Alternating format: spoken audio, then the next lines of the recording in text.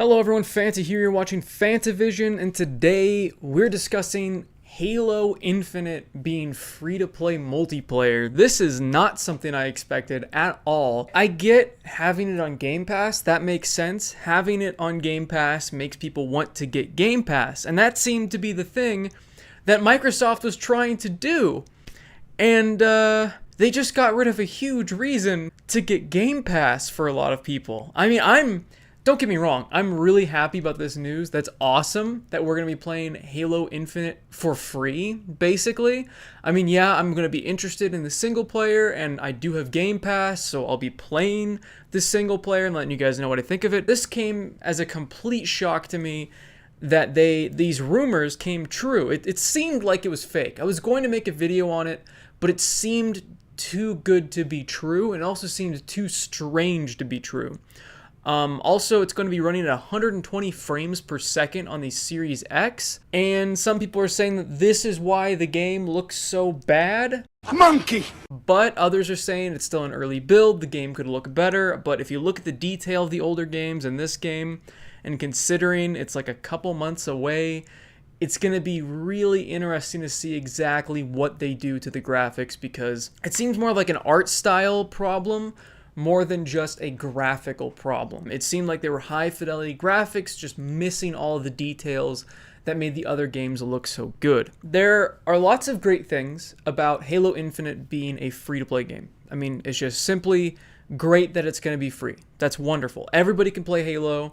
Awesome. Now, why would there be anything bad about Halo Infinite being free? Well, I don't know if you've ever played a free-to-play game, but it's painful. I mean, a lot of these games are so full of microtransactions that the microtransactions get in the way of fun. And as we saw with the last Halo game, with their battle pack system, where they had like weapons and vehicles you could use online, and it was distinctly pay to win for a certain type of mode. Wait, won't rec packs with special weapons break the exquisitely refined balance of arena multiplayer? Secure your noise hole, soldier! Grown-ups are talking. It was really bad. It was loot box microtransaction city. I don't want to see that happen again. I don't want to see Halo Infinite do that. I don't really like the way that Master Chief Collection has redone their unlock system either. I don't think the weird faux battle pass that's free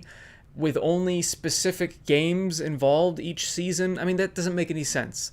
Look at Halo Reach and just do that, because Halo Reach had the best unlock system out of all of the Halo games. Even though it wasn't my favorite Halo game, they knew what to do. If you wanted your cosmetics, you got your cosmetics. How'd you get the cosmetics? By playing the game. That simple.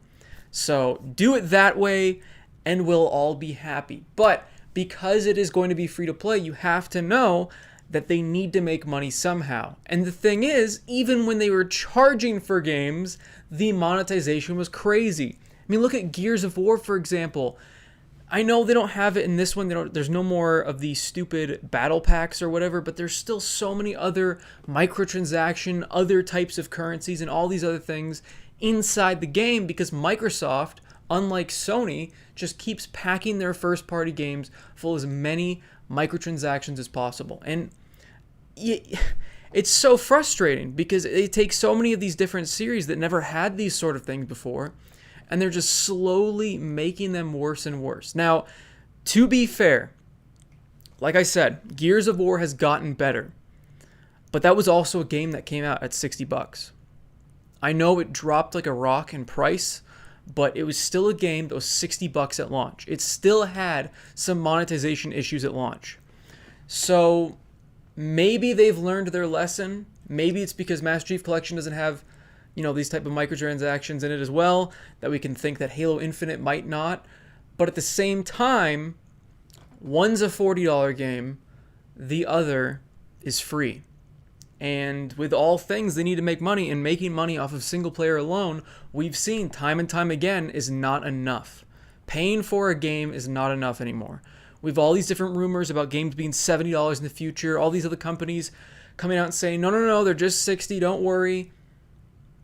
I still see the potential problems that come with free to play. I don't know about you, But I would rather just pay an upfront fee and get the game. And that's it. There are no more payments after that. That's it. Just pay for the game, done. Walk away, no more credit card. I don't have to put my credit card in the game. Just buy the game and you're done. I would even rather have that than free to play sometimes. Sometimes they do it right and there's, optional things you can buy, but we don't know what 343 and Microsoft are cooking up yet for that, because you better believe that they're going to monetize this game. The question is how. How are they going to monetize it? I don't see them pulling a Halo 5 and making the multiplayer pay to win, but until it comes out, we won't really know how much we should be praising them for the game being free to play. It's awesome. It's great that everybody's going to be able to play Halo, but I am worried about that for sure, what the monetization is going to be like. However, if they do this game right, if they put in some sort of monetization feature that... Now, I don't like Fortnite, but let's take Fortnite, for example. You get the Battle Pass, and if you just play the Battle Pass enough, you unlock next season's Battle Pass. If Halo did something like that with their multiplayer and made it actually fun instead of a grind like Fortnite's was, I could see it being great. I could see them making a ton of money and having the definitive multiplayer video game. Especially if they do cross-platform support between Xbox One, Xbox Series X, and PC. This could be the definitive multiplayer game for this generation. This coming generation, I should say. And that's what I hope happens. I hope they do it right in a not greedy way, and they can make this a new massive comeback to Halo's past, because the gameplay looks so much fun.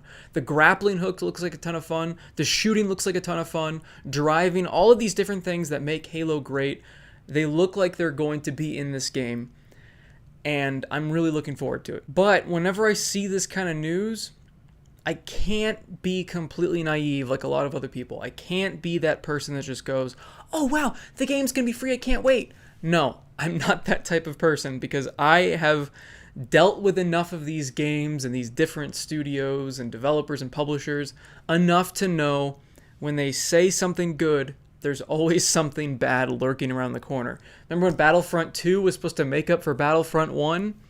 I remember. Do you?